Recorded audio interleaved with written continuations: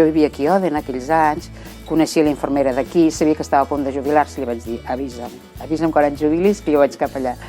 I em va dir, sí, estaràs molt bé, tal i qual, ho vaig intentar, primer em posava una mica de pegues i al final ho vaig aconseguir. Llavors vaig venir aquí, jo soc APD però em vaig integrar amb l'equip d'atenció primària de Noia Rural i aquí estic des del 2000. I la veritat és que viure en un poble petit no té preu, perquè la manera de fer, el tarannà, et coneixen, hi ha una confiança, hi ha una manera de fer que a les ciutats i als llocs grans és diferent.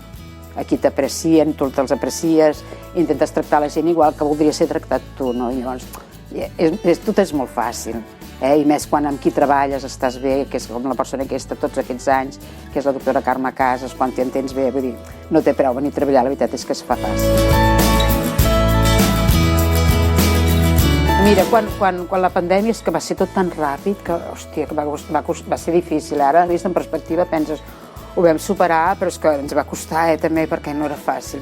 I llavors jo sé que em vaig oferir voluntària per dir, hòstia, jo estic a Òdena, però si Igualada, que és el centre que està obert cap de setmana, si necessiteu algú, jo estic disposada, no tenia canalla, la canalla la tinc gran, i em van dir, vale, doncs vine, no sé, el dissabte i el diumenge.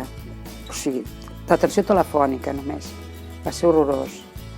Va ser horrorós perquè és que estàvem en una altra dimensió, o sigui, la gent et trucava, gent que s'ofegava, que els serveis mèdics no hi podien arribar perquè tot estava col·lapsat. Va ser molt dur, Jo aquells dies anava a treballar, intentava llevar-me una mica d'hora, feia una mica de meditació, anava a treballar i em posava el disquet de mantres per arribar relaxat perquè ho necessitàvem, perquè és que aguantaves perquè tenies que aguantar, però...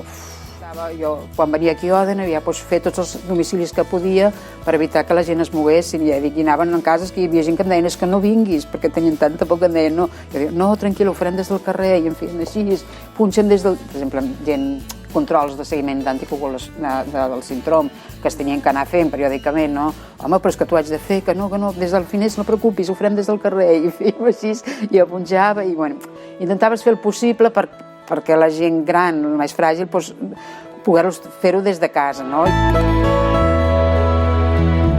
Jo els millors anys de la meva vida els he passat aquí a Òdena. Quan em vaig casar també vaig viure aquí durant uns anys, fins fa potser 10 anys que ja no hi visc, i això, junt amb el treball, Òdena és especial per mi. Òdena és especial. És un poble que me l'estimo, sí.